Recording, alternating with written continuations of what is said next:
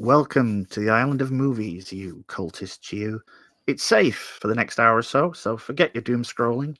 Take your head out of the sand and join us for a little while as we take a look at another slice of fantasy where the good guys win and the bad guys get their comeuppance.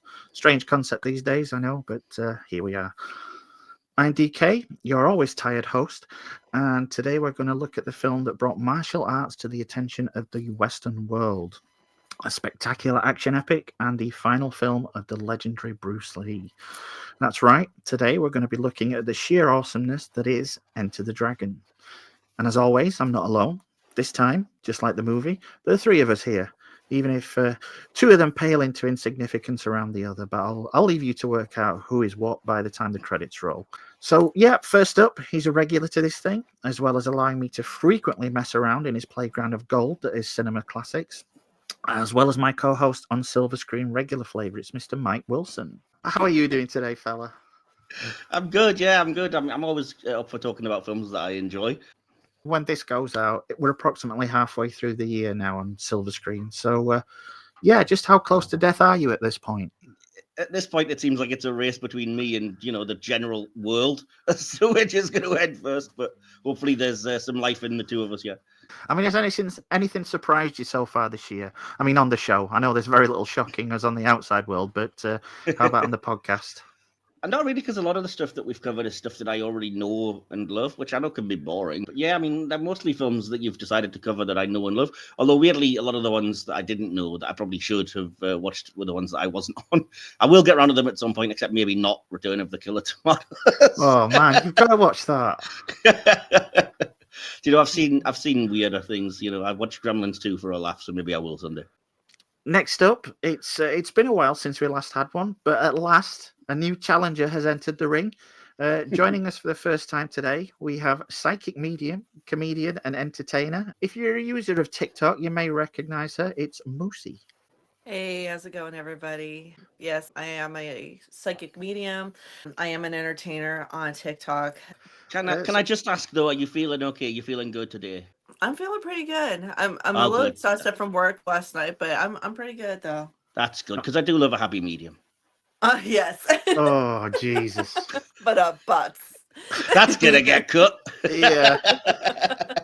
So Yeah. tell us a little about yourself. What do you do over on TikTok? Mainly, I lip sync a lot, but I do a lot of live streaming. Mostly just chill a lot, but I like to do a little bit of cosplay, but I love to make people laugh all the time. I just like to act and, just have a good time. It's mostly just having a good time. I don't care for status. I just want to make sure that everybody's feeling good and having a good time. That's all that matters to me. There are a lot of times when I do live streaming, if you catch me with the cards, you're in luck. Yeah, because it's very rare that I ever do psychic readings, mainly because I don't like to be overwhelmed. I don't do videos because there are people out there that will steal the videos and pretend to be me and try Oh, to get profit. Yes. So psychics don't go after clients. The clients come to the psychics. how long you been doing it? Since I was 10, but it's like I've been seeing spirits since I was, at the age of 2 when I was living in Berlin, Germany at the time in England. So I've got to ask, what's the weirdest thing to happen to you doing these shows? I know there was a time where I brought out one of my haunted dolls and the lights started flickering all over the place. She has this thing of, making lights flicker, and she likes to play with the camera on the phone. There's no negative energy that I get from her at all. So I had a bunch of people in the live stream and they're watching this doll. They're like literally just focused on her. I would dim the lights and I said, well, I got to go cook some dinner, so I'll be right back. So I would dim the lights and I would have the camera focused on, my geisha doll. But they were literally just freaking out because they said that the phone has moved a couple times. The lights will be flickering a lot. So it really did freak them out a bit. But I'm having no regrets. Anyways. I noticed you said one of my haunted dolls, plural. You've got a few of these things? I do. Are you like the Warrens? Do you keep them, locked up in a cabinet somewhere? They are actually in a cabinet. So I do have one that is a Reggaeton doll, just like the Annabelle doll, but this one's name is Marigold. The reason why we had to lock her up in the case is because a couple months ago, my son heard her scratching the shelves. Do you guys Yeah. sleep well? Do you find yourself able to relax? I bless the doll a lot. We surround her with crystals and everything, so she's safe in the cupboard. It's hard to sense anything negative, but I mean, there is a TikTok video, but this is when I was doing a little bit of ghost hunting, and then you can see Marigold turn and look into the camera. Yeah, So yeah. it I'd is be on like, TikTok. yeah, I'd take off and nuke the site from orbit. So yeah, when I was putting together the set list for this season, you specifically requested this one. So I'm going to assume you've got some familiarity with it, which Yes. we'll come to shortly. But before we do, I'm going to ask you a question, and it's what I ask all inverted commas virgins to the Cult Classic show. And I Sure. apologize, I'm going to be putting you on the spot here. But if you had to choose one, just one Cult Classics movie of any genre that you could watch over and over, what would that movie be? It'll probably Rocky Horror Picture Show because, it's just a jump to the left. If I was stuck on an island, it's like, and I'm bored off my ass, I'm going to do the time warp on the freaking island, and that's it. Fair enough. So yeah, we'll get on to today's one, which is of course Enter the Dragon. It's a 1973 American Hong Kong co-production, directed by Robert Klaus and written by Michael Ailing, starring Bruce Lee, John Saxon, Anna Capri, Bob Wall, Shea Kian, and Jim Kelly. This was Bruce Lee's final completed film appearance before his death on the 20th of July 1973 at the age of 32. The film centres around a martial arts tournament held on Hans Island, which Lee has been tasked to investigate by British intelligence. It was shot on location in Hong Kong. In keeping with local filmmaking practices, scenes were filmed without sound, dialogue, and sound effects were added or dubbed in during post-production. The scenes on the island were filmed at a residence known as Palm Villa near the coastal town of Stanley. The villa is now demolished and the area heavily redeveloped around Tai Tam Bay, where the martial artists were filmed coming ashore. Bruce Lee, after he'd been goaded or challenged, fought several real fights with the film's extras and some set intruders during filming. And the film premiered in LA on the 19th of August 1973, 1 month after Lee's death, and was estimated to have grossed over $400 million worldwide, equivalent to an estimated $2 billion worldwide, adjusted for inflation. That's as of 2022. And that was against a budget of $850,000. It was one of the most successful films of 1973, is the most successful martial arts film ever, and is widely regarded as one of the greatest martial arts films of all time. Among the first films to combine martial arts with spy elements and the emerging blaxploitation genre, its success led to a series of similar productions combining the martial arts and blaxploitation genres. The film's themes have generated scholarly debate about the changes taking place within post-colonial Asian societies following the end of World War II. I don't think you're going to get anything so deep in this episode, but yeah, we'll try. In 2004, it was selected for preservation in the US National Film Registry by the Library of Congress as being culturally, historically, or aesthetically significant. It's also considered one of the most influential action films of all time, with its success contributing to mainstream worldwide interest in the martial arts, as well as inspiring numerous fictional works, including action films, TV shows, action video games, comic books, manga, and anime. And just like last month's episode on Total Recall, Enter the Dragon is included among the 1001 movies you must see before you die list. And as always, today's movie can be found in both digital and physical formats, dependent on your location. Yeah, I may be slightly older, but I wasn't even born when this one hit cinemas, so naturally I didn't see it until much later. I knew of Bruce. A friend was obsessed with him, but I saw none of his movies until I was a teen.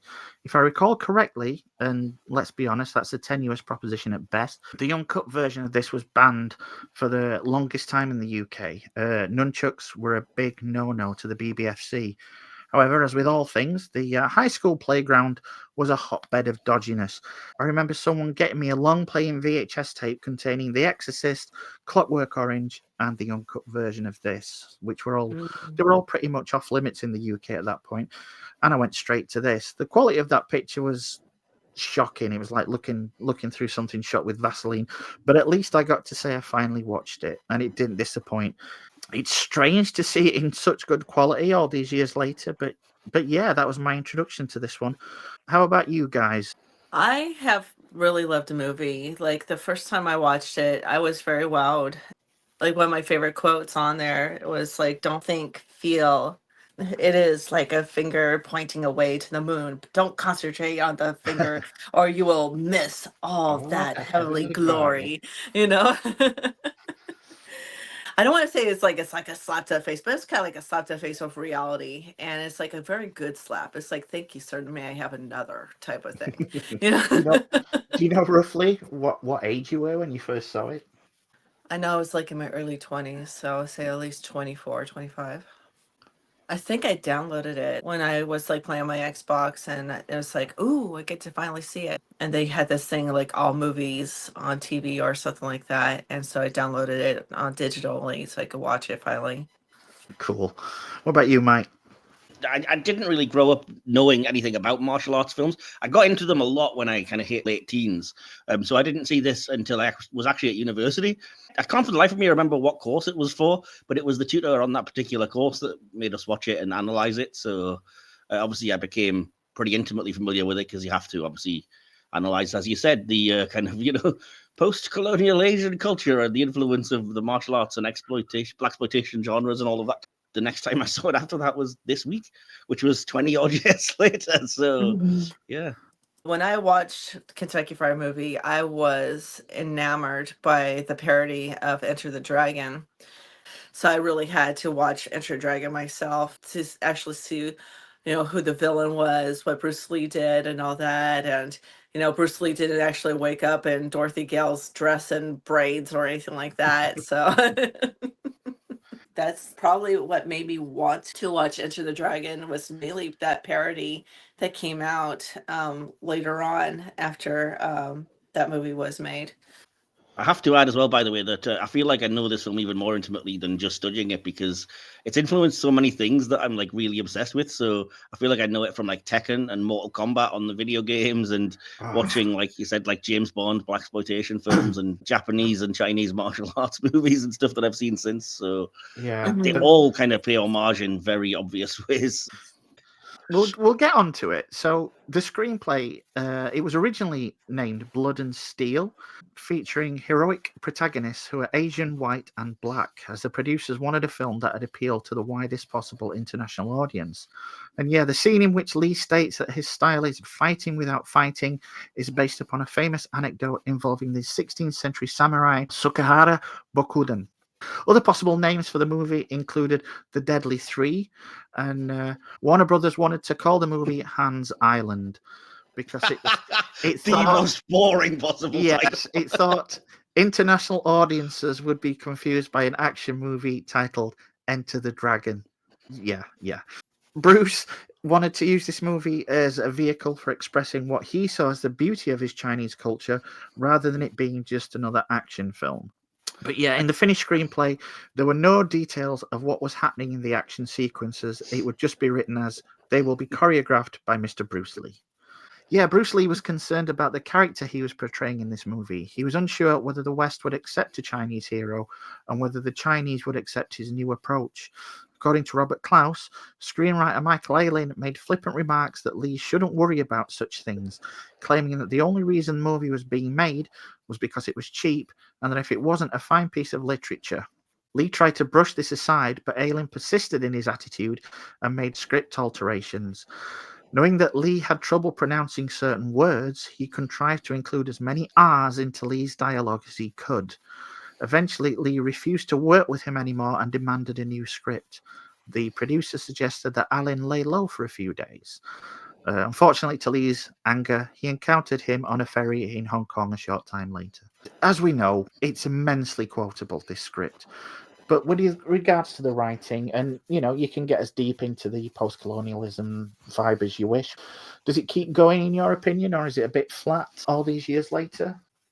Yeah, I like it. I mean, at the start of the kind of 4K version that I did watch, there's an introduction by Bruce Lee's widow where she talks a little bit about how he loved the movie, even though he didn't get to, live to see it premiere. He had watched it, in a private screening, and he absolutely loved it. He was beaming the whole time and thought it was a good kind of representation.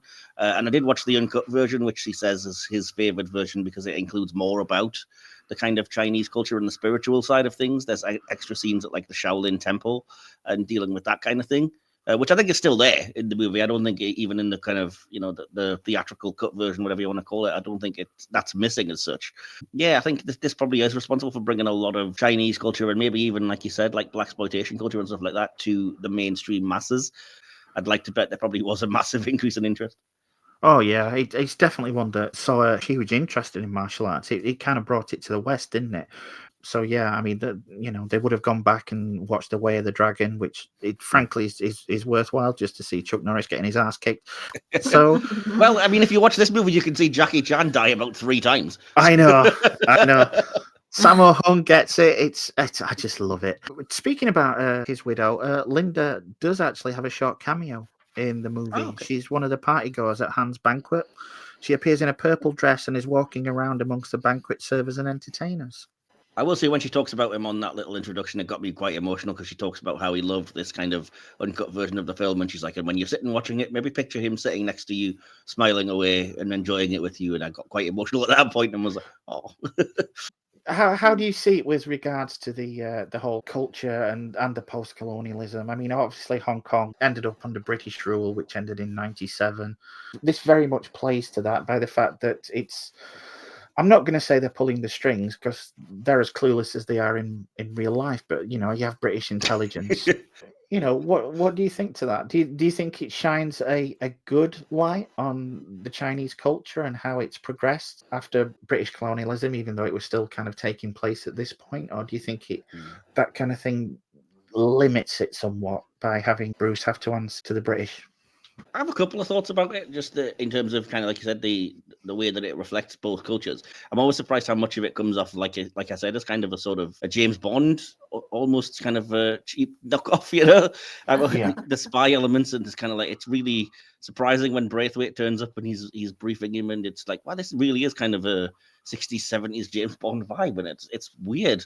It doesn't seem out of place, but it's just jarring because it's not what you expect from the movie. But related to kind of that, though, in terms of Chinese culture, I just remember being surprised when it shows the flashback to Bruce Lee's character's sister, and she kind of, she's getting attacked by these men, and she commits the kind of ritual suicide. And I just remember thinking that was so bizarre and shocking, and kind of like thinking of like it was a completely different world that you're seeing, but this idea of honor, which obviously starts there and then goes through the various fights and things, and even Han says that his fighters dishonored him, he'll find a better opponent, etc. Even though it seems commonplace now, it might have been the first time that ideas like that had kind of become more known. When I was reading about the film, I found out, which I didn't get from the film, although I might have just not been paying attention, that the Jim Kelly and John Saxon characters are kind of Vietnam veterans, and that's how they know each other. Yeah. So again, it kind of speaks to that cultural kind of huge moment, I guess, in society as well. So, which I didn't even realize. In all honesty, I did believe that this movie did play a crucial role in reshaping the perceptions of the Asian culture in the West. I do feel like it has impacted the film industry when it comes to martial arts. But how I look at it is like, I love the fact that they brought in a lot of the other martial artists, so they show their techniques as well. And it's so open-minded and perceptive. I do love how they did show the temple, what they stand for and all that. I do love that iconic line actually jumping off that as well when he says at the end, "You have shamed yourself and you have shamed the Shaolin Temple." Oh, right. Yeah. Oh my gosh, yes. I do love the fact that that entire prologue is basically showing this Shaolin Temple culture. It doesn't just go into it with Kelly getting off the boat and go straight into kind of an action thing. It has some basis behind it, and you all understand quite a lot about Lee's character before the opening credits. And I think he did a tremendous service with regards to that, because it's not your typical action film where a stranger just rocks up into somewhere and somebody's being, harassed or bullied or that kind of thing, and they get into that whole vengeance vibe. It does actually come across like there's some thought behind it. I will say that the part where Lee asks, "Why don't you just get a gun?" Yeah. And no guns. Yeah, he says no guns. The look on Lee's face on that his actual real frustration, because apparently all the way through the production of this, he really wanted a 45, and everybody was saying, "No, you're Bruce Lee. You can't use one." But Yeah, it's that kind of interesting. reeked of one of those kind of things where it's very, you have to put on your suspenders of disbelief, so to speak, because the whole the plot idea that they're going to this big island and then the British intelligence guy's like, no, we can't use guns. Han doesn't allow guns anywhere on the island, and I'm like, oh, how convenient. Yeah. You know? So we have to do martial arts fighting instead. You know, it's odd. And Island, there you go.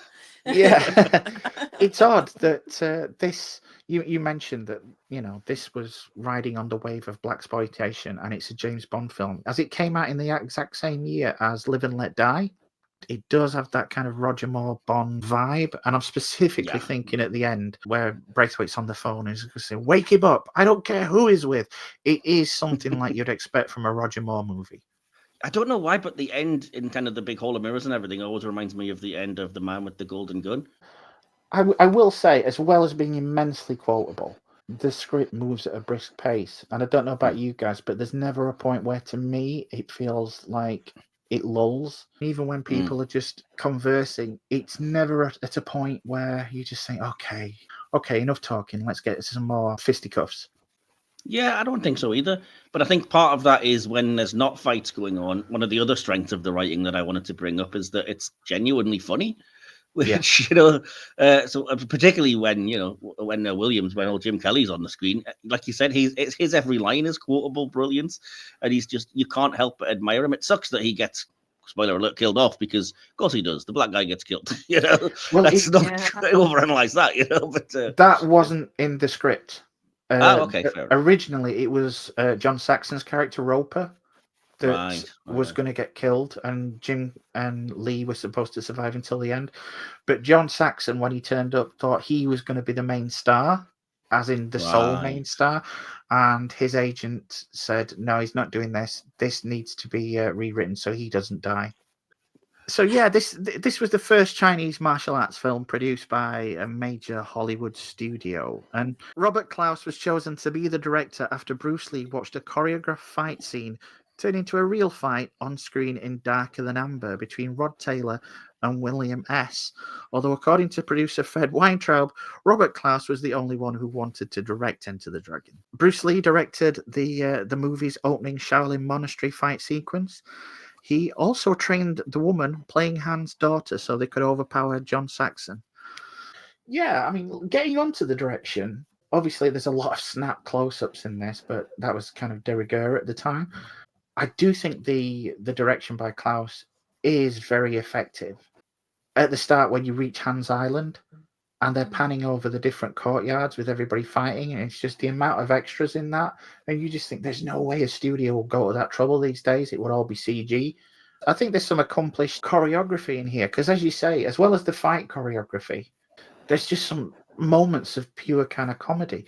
And again, I'm specifically thinking of that one scene where he puts the snake in that office for the guys to climb out, and he just looks so fed up waiting for them to just smash through the window and get out. It's a very kind of blasé attitude by Lee, and I think it works incredibly well. Oh yeah, he actually handled that snake. So yeah, I mean, what do you guys think with regards to the direction? Do you have any particular takes? Is there any shots that you think work really well? Just for the laugh of it, I have to mention that when when they're doing the scene of Bruce Lee in the kind of black turtleneck doing all of his stealth things, yeah, like all I could think was, all because the lady loves Cadbury's milk tray. Oh Jesus! It was fully just the milk tray ads, man, from the kind of the 80s and 90s in the UK. I wonder when those adverts started. Did they, were they influenced by this kind of thing? Because I know there's that whole James Bond thing, but you can't help but think this played into it somewhat. Well, there's so much of a ninja vibe to it that probably it's going to have been an influence, isn't it? But I do wonder if that scene where they're fighting and they kick over the kind of the coop, as it were, and a bunch of doves go flying everywhere. I do wonder if John Woo watched this film and was inspired to and made it his entire life. It became his entire identity. Yeah, like, I love that particular bit. Yeah, that's great. Likewise, I do wonder if the villain almost guillotining a cat is a kind of James Bond Blofeldy type reference, specifically. When he's got the white cat and he's stroking it like, haha, I've come to expect you, Mr. Bruce Lee. Or whatever, yeah, it's very much when it comes to the attitude towards women, this is very much a project of its time. Oh And yeah, it's the it's quite direction and the dated. writing. Yeah, the direction and the writing are just pure male gaze to a very uncomfortable level sometimes. From the idea that they get to the island and they're being handed out prostitutes as if it's just no big deal. And I'm just like, oh, this is so cringe watching Yeah. from now. And like, there's no real women martial artists that, even the one that got sent to the island to go undercover has basically just, become terrible at her job and needs Bruce Lee to kind of rescue her. So it's not the most kind of feminist work, shall we say, which kind of bugged me a little bit. Although I did find that one scene amusing when, because again, it's Jim Kelly when they're doing the whole, pick which one you want. And, he's basically picking as many as he can. Yeah, and then he turns around and says, I'm sorry if I left anyone out, but you've got to understand, it's been a long day. It's been a long day. And then similarly, like John Saxon, because he's just such a cocky git that he's showing all these women and he just goes to the actual, for want of a better word, the madam, the one who's eating them all, and goes, "I think I'll pick you. I've already picked." Like, wow, aim high, man. Kudos. I do like that they do show the character of Bruce Lee's sister kicking ass. Yeah, for a while. Yeah. Yeah. So. Yeah, I mean, is there anything else with regards to the direction that you want to bring up before we move on? I mean, it's like it was just a shock to me that they made this movie into a rated R movie. But I mean, yeah, there was like some brief nudity and some hanging and impalement. But it's like rated R, really? They were it was a lot more sensitive back then. I do know that they've decreased certification on some in the UK over the years, so maybe it was a case of that. That's the only thing I can think of. Yeah. In the UK, when we were younger, you couldn't even use the word ninja. So in the UK, it was Teenage Mutant Hero Turtles. Oh my God. Yeah. And even though we all knew that Michelangelo's weapon was supposed to be nunchucks, any scene with them in was cut out. Yeah. And whenever you got the merchandise, like the toys and the action figures, he always had Leonardo's double katanas because apparently they were fine. Yeah. Wow. Anything involving nunchucks you could not have in the UK. I was going to say that I was really distracted at first by it. Almost seems like a travel documentary when they first go to I don't want to say it. Is it Bangkok they go to or somewhere, or Shanghai? I forget where they go. But there's all kinds of loads of random shots of locals and like, oh, come here, we've got nice vendors and we've got great boats, and I was just like, huh, this is so jarring. But it's good. I mean, it's cool. And the two things I really did love: the mirror spin at the end, which everybody talks about because it's just amazing. And I don't know if we'd seen a lot of this in film beforehand, but the idea of like the POV shot from the actual like Wolverine claw. When Han's wearing it, he puts it on, and it's like the camera's in the claw. That's a kind of cool touch. That's really cool. I wonder if when Han ended up on that spear, he just felt so stupid. It's kind of like tripping up a table in your own house that has been there for a while. And he's just like, oh, for fuck's sake, it would have to be the. Absolutely. And forgive me for taking over hosting for a second and co-opting things, but I genuinely want to know what everyone's favorite fight scene is and why. That's the Jackie Chan multiple death one for me. Okay. I like the part where he's fighting against Han and he brings the claws out. Cool. Fair enough. What about you, Mine was definitely Bruce Lee versus O'Hara. I just absolutely love it. I think it's Bruce Lee's movement is so fluid, nearly hypnotic, and then like when he strikes, it's like bam, pure like controlled fury. And I think the choreography and the screen presence, you can't beat it. And for want of a better word, because I know it's not this, but the way he starts kind of almost stumbling like Drunken Master style, and he kind of he's throwing his opponent off. And just Bruce Lee absolutely dominating it and showing you that O'Hara's just never been in his league. Yeah, then at the end, just jumping on the bastard. Exactly, but like even before that, like all the hits are just fully embarrassing O'Hara that he has to resort to cheating because he's getting absolutely schooled. Yeah. Which is just, I mean, is it bad for me? Is it really bad for me to like really like the part where he's like, teaching the students how to fight, and you see this guy like moving the wrong way, but I love how he just smacks him in the back head. It's like, what was that? It's like I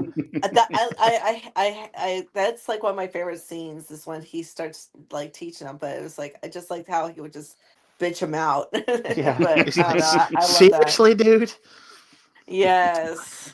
So yeah, due to the success of his earlier films, Warner Brothers began helping Lee with the film in '72.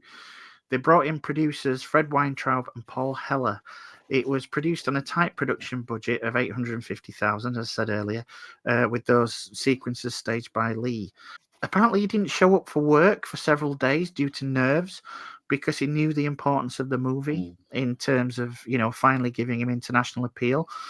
At that point, studio bosses told Robert Klaus that money had been spent and not to stall, so Klaus just filmed other scenes until Lee was ready to turn up.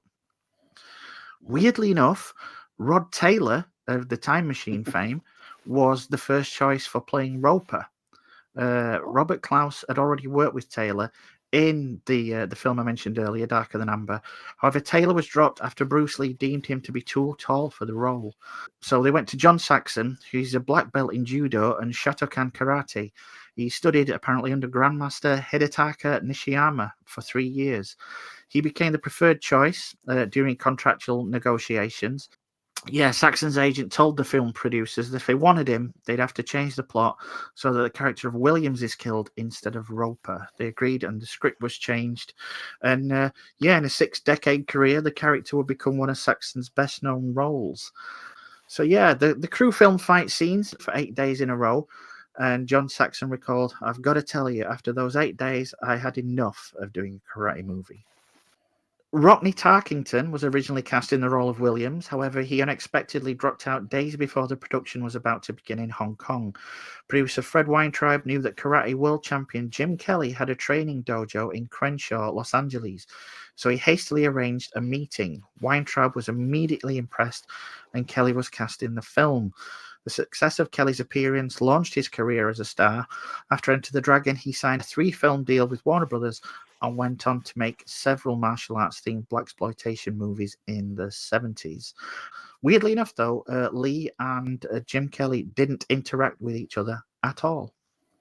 So, and I will say, as much as this film is kind of Lee's, I think it's a great ensemble with the three of them. And I find it hard to believe that this is Jim Kelly's first film because Wow, I didn't know that. Yeah. he steals every scene he's in.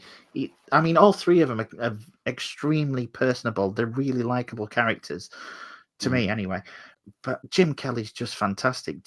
When you consider that he was just an athlete and martial artist before this, I would think watching this, he'd been an actor for years. Yeah, look at how fantastic and precise they are in that. Like, it's played for laughs, which is always harder as well. But the kind of gambling scene with him and John Saxon, when he's like he's trying to get Saxon to coax the guy into betting, so he's like losing deliberately and looking over, just like, has he bet yet? Has he bet? Kind of thing. And it's like that is skill for a guy who's on his first movie. Yeah, that is it. They are so good, and they work so well together. I'll bring this up kind of later because it's my favorite thing about it. But to me, it feels like a team-up movie, if you know what I mean. Even though the team-up hasn't really been earned. I don't know if that makes sense to either of you. I don't know if it's just because I've done that so much, video gaming and stuff, but it just hits me a lot like a Mortal Kombat type movie. You've got the heroes and the villains, and the heroes don't necessarily team up, but they're doing the heroic stuff, and they don't fight each other, even when kind of forced to. Let's be fair, though. It's like they all have like their different techniques. Yeah, Mortal Kombat was pretty much taken from this. Its entire. I mean, when you see those opening scenes. And John Saxon's there in the rickshaw with the couple behind him full of suitcases. You automatically think that's fucking Johnny Cage. Yeah. And even in the end, even in the last fight, they're not teaming up because it's a separate thing. Like Bruce Lee's taking on Han, and John Saxon's taking, everyone else on, and looking on sadly as his missus gets killed and whatnot. But they're never really in the same place fighting together, if you know what I mean. And there's films that do that. But I don't think of this as being a team-up one in that regard because they have their own separate stuff going on. Does that make sense? Yeah. I honestly think not one of the three main leads kind of lets the side down. No, definitely not. I especially I'm always impressed with Bruce Lee. I always think of him more of a martial artist than an actor, and his acting in this is really good. Yeah. I mean, you can't fault... Well, I can't fault it, and obviously you can't, but... I'd seen so many films with John Saxon in, Nightmare on Elm Street, and I saw Battle Beyond the Stars, even Mitchell. But so I was very surprised when I saw him in this, I didn't know that he knew martial arts until I looked it up a short while after watching it for the first time. But he's really good, and he takes someone that he's a bit of a sleaze, but you still find him likable all the same. He comes across more as a Han Solo type character than I would say another person that plays golf, who I'm not going to get into. You actually, you find yourself rooting for him. And when, they're on the boat and they're all looking at that, I can't remember the name of the guy, the Irish one that's just antagonizing everyone. O'Hara. Is that, no, I thought O'Hara was the main one on the island. O'Hara's the guy with the scar. I remember because O'Hara scar. Yeah, that's all I can tell you. I got confused at that because I thought, well, he's Irish, isn't that O'Hara? Yeah, he's Irish. Maybe I'm wrong. He's kicking the staff on the boat around. And, no, that is a different guy. You're right. Because when Lee says, "Let's go to that island," and he gets in the boat and he just gives the rope to the kids. Yeah, no, I remember making that an exact note, which was kind of like, this is where it feels even more like Mortal Kombat, because they're all on the boat to the tournament, and it's kind of like, this guy's a bad guy, he's bullying them, so he's one of the villainous characters. Yeah, that you. Where's Raiden? Absolutely, but no. Just one quick thing I want to say about the acting. When you said everybody was good, I think the only weak links that I would mention are Han, who I think is sadly, and I don't know if it's him or the script, but he's just way too stereotypically Bond villain, over the top kind of thing, and Braithwaite. But I think a lot of that is because, as you said, I was genuinely sort of thrown by the dubbing.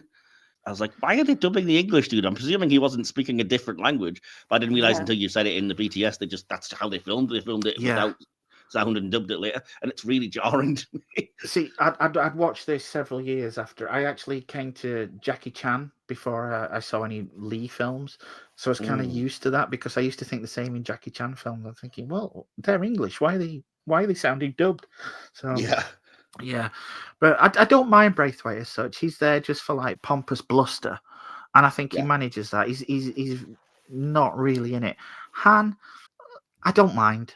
Apparently, in real life, he was a close friend of Lee's father, and they both worked in Cantonese opera. Kien, who plays Han, he worked as a makeup artist, and Bruce's father as an actor. And apparently, they were so close that Bruce would address Kien as uncle, and Kien would call him nephew. So very good. Yeah, it's weird though. It's just during a break when filming, Bruce got a premonition and said to Kien, "Uncle, I feel that you will live longer than me." Yeah, and surprised to hear that, Kien then replied, "Nephew, don't force yourself too hard. You're overworking yourself." So, yeah, the only one that didn't really do it for me, I'm not disparaging. Maybe they could have given her a little more development, but Anna Capri as Tanya. Oh, yeah. She seemed more like a plot device than she seemed an actual character. And completely, and I think the impact of her death is felt at the end. But again, it's purely just like, well, it's to give John Saxon a moment of awe. Exactly. It's not like you kind of feel for her as such. A bit disappointed on that, but again, it's the time that it was filmed in, I'm guessing. But on that, Anna Capri, she'd never heard of Bruce Lee or martial arts before that movie. She just told her agent she wanted to film a movie outside of LA.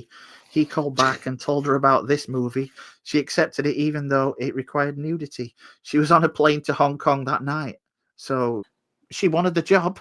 Yeah. And as you mentioned earlier, Jackie Chan, he's got uncredited roles as various guards getting their necks snapped during the fights with Lee. However, Yuen Wah was Lee's main stunt double for the film and responsible for the gymnastic stunts as the cartwheels and jumping backflip in the opening fight. Bruce Lee actually struck Jackie Chan in the face with one of the fighting sticks. He immediately apologized and insisted that Chan could work on all of his movies after that. Unfortunately, that never happened. He couldn't keep his promise for that one. Unfortunately. So, yeah. Sammo Hung has an uncredited role in the opening fight scene against Lee. Yen Bolo, I had no idea he was in this. The main right hand of Han. Yeah, the big guy. He went on to play bad guys in pretty much every martial arts film of any note ever. Yeah. Yeah, I remember him from Bloodsport with Van Damme. Yeah, I thought he took a good role for what he is. Basically, I mean, yes, he didn't really say anything, and he was a right hand man, but he had that air of menace. And any time he was on screen, definitely. you just thought, "Oh shit, I would not want to be one of those guards." That scene where he says, "Oh, we're going to punish him," and then the guards turn up, and I keep thinking, which guard would I be? I'd probably be the one trying to run away. Yeah, the script does a great job of building up Baldo as well, though, because it's when O'Hara's been dismissed for being dishonorable because he's getting his ass kicked, and then Han just goes, "I'll find you an opponent worthy of your skills," and Baldo turns up, and you're like, "Oh fuck, bring O'Hara back." Yeah. I do like the end because as well, John Saxon sells the kind of sleazy aspect of his character so well that even though I've watched it several times, up until that last minute when he turns down Han, I do think he's going to turn heel.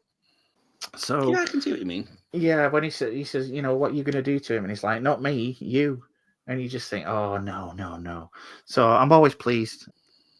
Talking about cockiness, an extra challenged Lee to a fight on set to see if he really was that good. Apparently, the Lee just kicked his ass and then sent the extra back to work. Well, you were getting challenged, as you said in the BTS, he was getting challenged quite a lot by people that were just like, "No, yeah, you think you're all that, Bruce Lee?" Or at a certain point, he just gets so annoyed, he's like, "Right, everybody that wants a pop, line up. All right, we'll get this out of the way." Right. Oh god. Apparently, Lee offered $100 to anyone on set who could catch his hand before he jabbed them, and yeah, he didn't pay out a penny.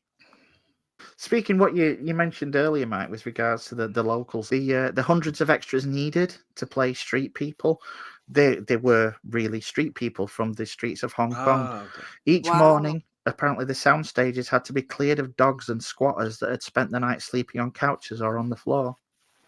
Yeah, which I mean, it's kind of leading us into production design with the extras and stuff like that. The courtyards where Han's martial arts students were training were modified tennis courts. 500 Chinese workers built the sets from scratch without power tools. Some sets were built out of chicken wire and mud. The steel bars of the prison cells were made by shaving down pieces of scrap wood because labor was cheaper than round pieces of wood. Although Yeah, and people were getting paid, I suppose, you know. yeah, over 8,000 mirrors were used in the Hall of Mirrors where the duel takes place. Lee hid a small piece of iron in his hand to break those mirrors. Oh. I wish I didn't know that. I just want to believe he's just that strong. Yeah, the feast scene took 3 days to film with the same food being used. Wait, what? Please tell me nobody ate it on the third day when it was covered in mold, I assume. I don't know. I mean, it depends how desperate they were. Heaven forbid the health inspectors show up like on the third day. Like, oh, by the way, this is going to kill you. Is that where they got the mantises from for the fight? Just picked them off the food. Weirdly, those praying mantises, they were flown in from Hawaii. Oh wow! When they arrived, they refused to fight. So yeah, that brings us to the production design. It's not like there's many effects on here as such, but the scenery, the extras, the stuff. I mean, how do you think that holds up? I've got next to nothing that you haven't already said, except I love Asian cinema for its cinematography and its bright, vibrant colors, and this is no exception. And it's really all I can say. Yeah, I do. I've got to say, Lee looks smart throughout this entire movie, and I do like how he said, "Why aren't you wearing the uniform?" And he just kind of shrugs it off, and you just think, "Yeah, it's Bruce Lee. What are you gonna do?" We'll get on to sound design now, and yeah, as I mentioned earlier, it's a standard for Hong Kong movies to be shot without audio and dubbed in later. Although, yeah, like you, Mike, when I first encountered this, less so because the Chan movies, obviously. I don't know about you, but for those first few scenes, it takes me, I'd say, a good 10 minutes to settle in and get used to it. For example, if it was Bruce Lee, I don't think I would be bothered because I'd assume, somebody overdubbed him because his accent was too heavy, or he was maybe speaking in, whatever his own tongue was, just for ease. But the fact that, like I said, it was when Braithwaite comes up, and I'm like, why are they dubbing this old English dude who's clearly speaking English? Yeah, it's just so weird. But it's weird because in essence they have to play the role twice. Yeah. Obviously, it's the sound effects that launch 1,000 parodies, video games, you name it. Do you think it's overdone? Because I don't know about. I just completely get into the groove. Do you guys have any notes on that? I noticed a heck of a lot of Wilhelm screams, which probably is going to go over the heads of some of the audience. No shit, yeah. So many. I was shocked. I was like, oh, Wilhelm scream. Oh, but not just Wilhelm one. It's scream. like every 10 minutes. Drinking game. Lalo or Lalo, I'm not sure how you pronounce it. Schifrin from Argentina sampled sounds from China, Japan, and South Korea to create the soundtrack. It sold in the end more than 500,000 copies, earning it a gold record. It's not surprising. It's iconic. I don't listen to it all that often, but every single time that I watch this movie, as soon as that soundtrack kicks in, it's like an instant shot of testosterone. Definitely. You just think. I made a note of Lalo Schifrin's name as well, because I think the music throughout is noticeably good. If you know what I mean, it's like, wow, it really fits everything, and very good stuff. They didn't skimp. Yeah. So yeah, I mean, it brings us to the legacy, and Enter the Dragon. It's been cited as one of the most influential action films of all time. Sasha Matsuzak of Vice called it the most influential kung fu film ever, and said it's referenced in all manner of media. The plotline and characters continue to influence storytellers today, and the impact was particularly felt in the revolutionizing way the film portrayed African Americans, Asians, and traditional martial arts. Joel Stice of Uprocks called it arguably the most influential kung fu movie of all time.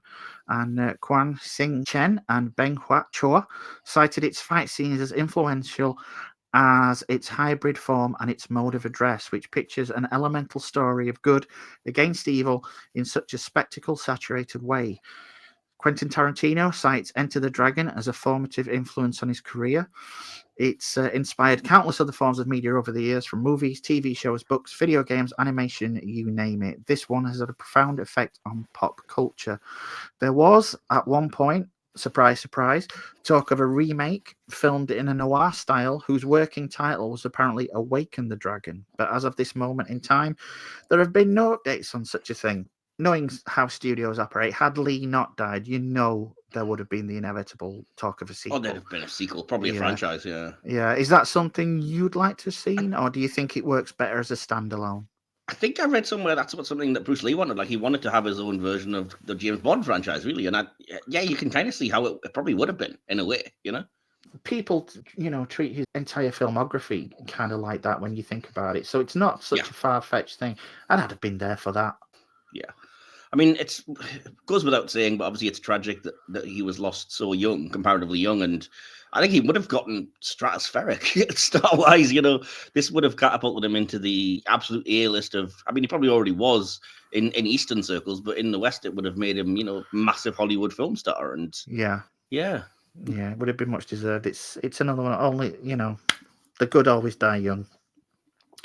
What about you, Moosey?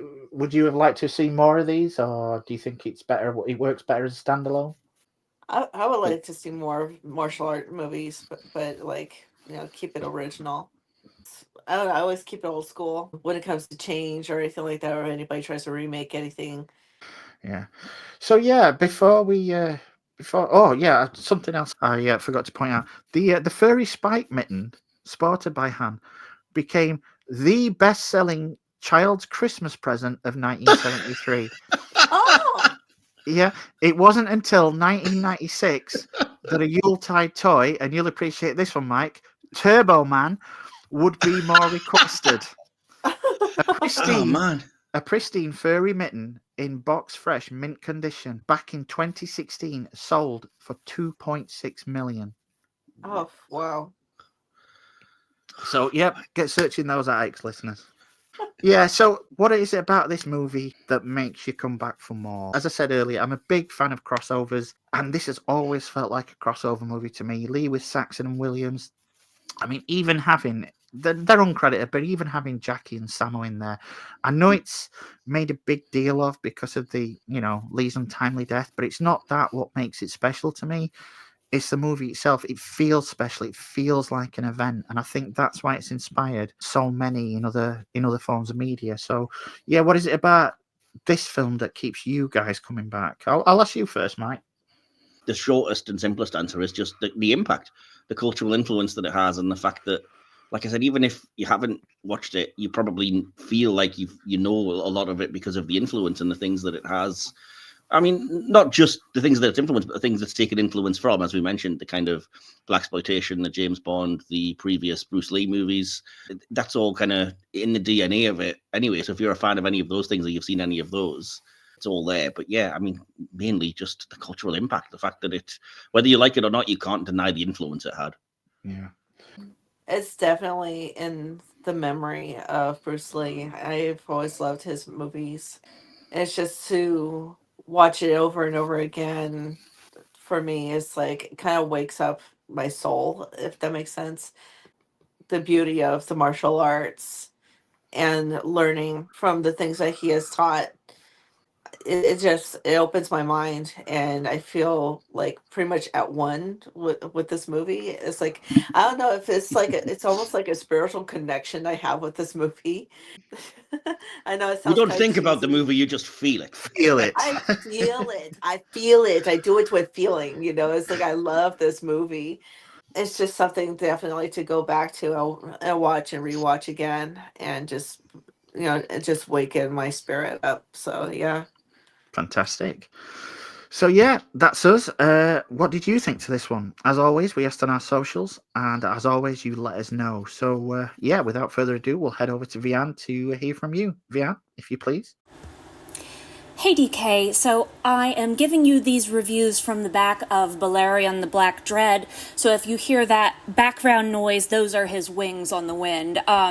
Quite a bit of feedback for Enter the Dragon. Rick Cowling says, a good 4.5. It's not quite perfect, but I think it's as good as an action film can be made for when it was made. But William Chu says, ETD is a classic for a reason.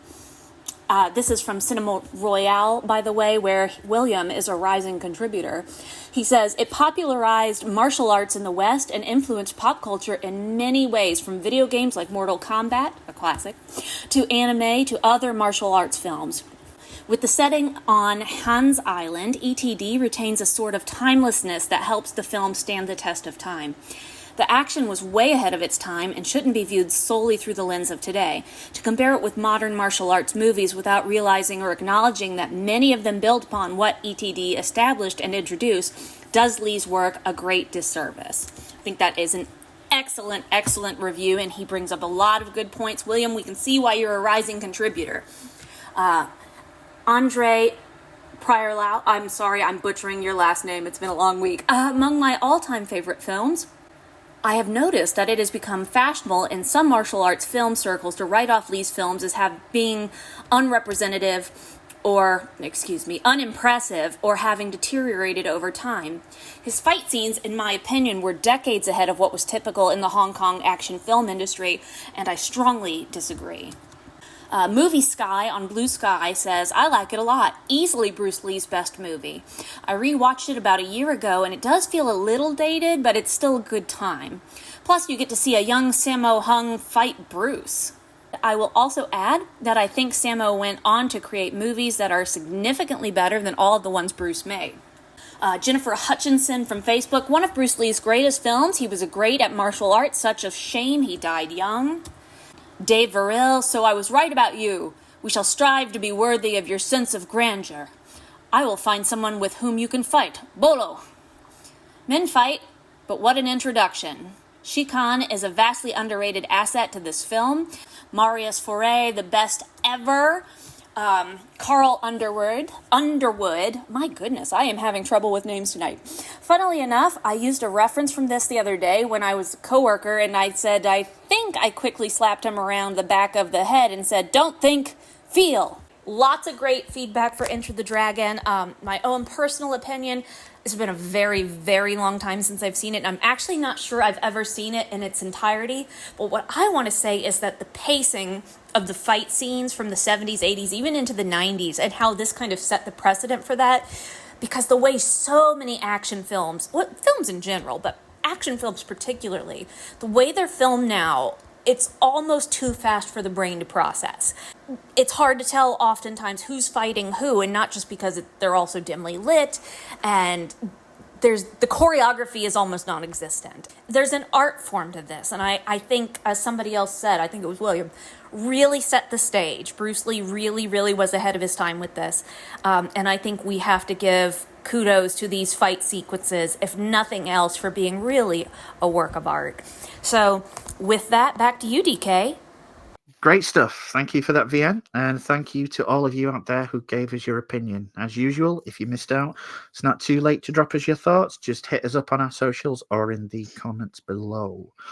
Which, finally, like a tournament of repeated punching and kicking to our soul, brings us to our final thoughts, in which we drop our opinions one last time, together with our score out of 5, before averaging that out. So, we'll come to you first, Moosey. What have you got for Enter the Dragon? Your final thoughts and a score out of 5, please. Oh, of course, definitely a 5+. I guess my final thoughts of the movie. It is definitely an impact on a lot of people. And I know Bruce Lee has impacted many, many fans. The legend still lives on every time we watch the movie. And that's all I can say. Nice one. Mike, do you want to go first? I said it can't be understated just how influential this film was. How many others can claim to have inspired things as diverse as MMA, Dragon Ball, and Mortal Kombat? And it wears its own influences on its sleeve too. A mashup of Bondian spy thriller, blaxploitation, martial arts film, and just a dash of comic book inspiration. It could so easily not have worked. It could easily have been a total mess. And yet, under director Klaus, fight choreographer Lee, the writing and the acting, it all comes together and just works. A perfect cinematic recipe. The fight scenes are so good that I always leave viewings of this impressed and wishing there was more. Some of the acting is on the dodgy side, but main stars Lee, Saxon, and Kelly are all note perfect. The cinematography is gorgeous, and there's a nice sense of cultural togetherness, which pairs with the wish for film and fantasy of taking down the supervillain to make this an especially cathartic watch right now. But the film does have some glaring issues, as well as the aforementioned hamming up. There's a very uncomfortable vein of misogyny running through here that is hard to ignore in 2025. Women are sex objects, gifts, prizes, damsels in distress to be protected, or tragic sacrifices that must be avenged. I also don't personally love the amount of indiscriminate killing, especially by Lee, or the implied extremity of the violence. If I'm being honest, there are better spy thrillers, better martial arts action films, and better Bruce Lee movies, though none that look this good or are quite as much fun. Influential, nostalgic, accessible, and imminently watchable. I give it a 4 out of 5. Ooh. I'm going to say over 50 years old now, so it's beginning to look a little dated. The editing raises questions for me personally, and the audio recording, so standard on these movies back then, it's a little jarring. But honestly, that's as far as my criticism goes. This thing just fucking kicks ass. From the moment those opening credits hit with Schifrin score, you know you're in for a good time. And for the full hour and a half, it holds your attention. Lee, Saxon, and Kelly are immensely likable and have good on-screen chemistry. The pacing is tight, and the fight scenes just chef's kiss. It's so easy to see why it influenced so many over the years, because honestly, it's just a ride. And while Lee made arguably better movies, the notoriety of this one, precisely because of its placement in Lee's life and the introduction of martial arts movies to a mainstream Western audience, doesn't take away from the fact that it's just a well-done action movie, and I never get tired of it. And I gave it a 4.5 out of 5. Oh, okay. Which, of course, means by putting everyone's score together, and it's not really hard to work this one out, it gives Enter the Dragon a final cult classic score of 4.5 out of 5. Once again, you win. You get your score to be the final. Honestly, 4.5 or 5. I mean, you can't fault it. It's a decent score by anyone's standards, and I think, I think it's a good movie, and it still holds up. So yeah. Once more, that's it from us for another episode. I'd just like to thank you, the audience, for sticking with us for this one. And if you didn't, well, screw you. However, if you are still with us, if you are still with us and like what you heard today, don't forget to like and subscribe. We've got some more great movies in the firing line to discuss over the second half of this year, and that goes not only for Cult Classic, but Mike's Cinema Classics and Silver Screen regular flavour too. We've got some awesome shows coming up with some awesome guests. And speaking of awesome guests, Moosey, thank you for being with us today on the show. Thank you so much for having me. Nice one. You had a good time today? Yes, I really enjoyed this, and I hope I could come back again. I know I didn't say too much, but I will try to do better next time. No worries. Yeah, where can the listeners find you? Do you put your link out there, or would you rather they find you? How about they go to you and you come to me and be like, hey, they would like a reading or they would like to know more about you or something like that. I prefer that because it's like if I just get a bunch of randos and it's like, I don't know who the hell you are, you might get blocked. So it's like, I rather trust your decision of who they are. Oh, So. don't trust me. I'm a terrible judge of character. So yeah, that's So, no worries. I'll make sure we can do that. So yeah, there. if you know need to get in touch with Moosey, contacted us via our socials, and we'll filter those requests and pass those on. Awesome. So yeah. Yeah, I'd also like to give a big thank you to Mike once more for crossing the tracks into the sleazy dive that is Cult Classics. It's always glad to have you here, fella. Always good to be back. Yeah, you were waiting a while for this one. Did you enjoy it? Yeah, as I said, I've been looking forward to rewatching the movie because I did buy it, like I said, last year. I was supposed to actually be going to the cinema to watch it because my local cinema was doing a Bruce Lee kind of retrospective, and I didn't get the chance. Something came up, so I bought it knowing that I was gonna, thinking to myself, I'll watch it because I haven't seen it since that first time. And then you put it on the list for this year. I was like, right, I have an excuse now. I have to watch it. So been looking forward to doing so. And I'm glad I own it because I would happily watch this again. It's very watchable. So yeah. Yeah. Nice one. So thanks for coming with us to the island for this one. Hope you enjoyed it. If so, again, please like and subscribe. I'll be back next month, hopefully, with another cult classic. And this time, not only will I be joined once again by Mr. Wilson here, but we'll have two semi-regulars back with us. It's going to be a full house. So let's just hope we can all fit in the phone box for that one. And that's all I'm going to say. So until then, take care of yourself. Don't give in to hate. And remember, it's like a finger pointing the way to the moon. Don't concentrate on the finger, or you'll miss all that heavenly glory. You have been listening to the Cult Classic Show, part of the Silver Screen Podcast. Created, written, and hosted by DK. Editing by Nick. Produced by Mike Wilson. Feedback section produced by Lady VN.